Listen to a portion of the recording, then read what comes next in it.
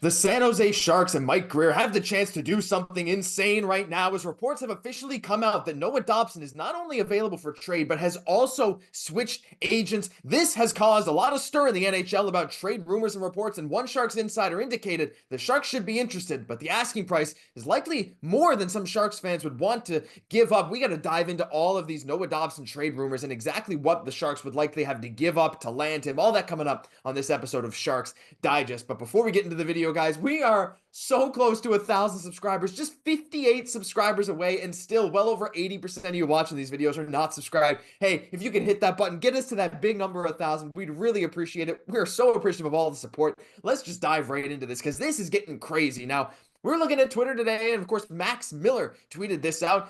According to Stefan Rosner, an Islanders insider, defenseman Noah Dobson has switched agents, and that usually indicates a change of some sort is wanted. Reports earlier in February said Dobson is available via trade, and the Sharks should be interested. Now, if we look at the decor for the San Jose Sharks right now, there's not a whole lot going on. Like, let's be honest, right? Right now, we got Wallman, Ferraro, and Mook, and then we got Thrun, Vlasic, and Liljegren on the right side. And the future of the Sharks defense, especially on the right side, Mark, is a little uncertain, but a guy like Noah Dobson, a 25-year-old who is likely changing agents to negotiate a bigger contract with the cap coming up now. He's a 25-year-old RFA. He has a 70-point season under his belt. I mean, he's a really, really good defenseman, but the big worry now is what would it cost the Sharks? And do you think this move could maybe hurt the rebuild if they dive into this too fast? Because I think that's the number one thing I'm seeing some Sharks fans worry about. Yeah, I think the biggest thing is if you're going out to get someone, I do think he does fit the timeline. Like you said, 25 years old. He was a former 12th overall pick. He came off a 70-point season. The Islanders aren't great offensively, so he is struggling a bit this year. But like you said, when looking at the defense, when looking at the prospects, which we will touch on shortly, this is a team that's struggling on the right side. I mean, Vlasic, Thrun, Liljegren, these guys can fill in, but they're not going to be parts of the future, in my opinion.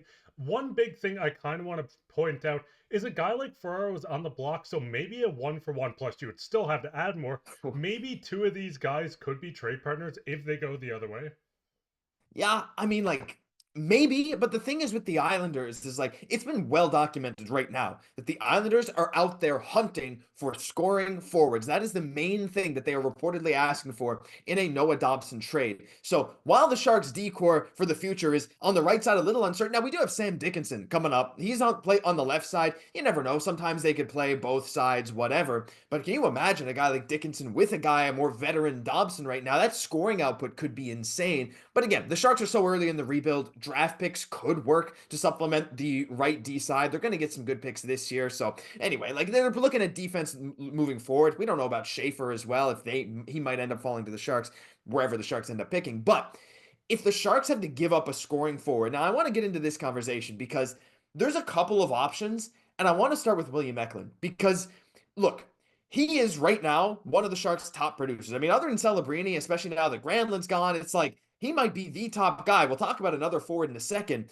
But the thing about him is that he is young and has that pedigree that he can score well at the NHL level for a team that, I mean, look, we're not an offensive dynamo in San Jose right now, but he's producing pretty well for a team that's near the bottom or at the bottom of the league, playing 20 minutes a night. And I think that some Sharks fans would be willing to part with William Eklund or would not. I'm hearing Will Smith's name in this as well, but Mark, like, if it comes to Noah Dobson, I do worry that maybe giving up too many of your younger guys like 18, 19, 20, 21, 22-year-olds like William Eklund for 25-year-old Dobson may not be the right choice at this second. However, landing a number one right shot defenseman that you can lock up for 7 or 8 years, this is the cost it's going to take. Would you give up Eklund for Dobson? I don't know if I'd do Eklund just because of he's been with the team for 4 years, which seems insane to even say since he's only 22. We're seeing the productive season, like you said, the one line had a lot to do with it. But this is a Sharks team that almost has their forwards filled out for the future. Obviously, you need to fill in other positions on wing, down the middle a little more. But looking at this, I feel like Celebrini, Will Smith, and Eklund are three guys I would like to keep as long as you can, possibly. Because the biggest thing is, yes, it might come down to the point where you need to move on from one of these guys. But the biggest thing is right now you're a rebuilding team. This fits the timeline a little more. As we said, Noah Dobson is incredible. A right-handed defenseman that can step in immediately as the number one defenseman on the right side. but I'd almost rather just kind of wait, see what happens in the draft. You might luck into a right-handed defenseman that fills the void, that fits the timeline. But right now, I'm a little wary moving out one of the top three forwards. If you ask me about a prospect that's not proven yet, yeah, maybe, but I don't know if you feel the same way, but I feel like it could just come around and kind of bite them in the butt in the long run.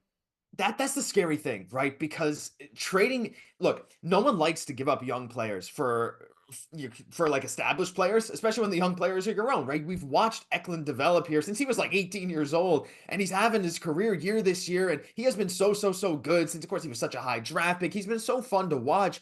But again, when it comes to trading for these established players, this is the kind of stuff you'll often have to do. But again, the big question is this too early? Because trading for this 25-year-old Dobson, now as guys like Celebrini or even a guy like Eklund, Will Smith, even Dickinson, as they hit their primes, we're talking 5-6 years from now, they're going to be hitting their prime, while Dobson's going to be on that other end of 30 for an offensive defenseman. And you start questioning, like, does this even make sense?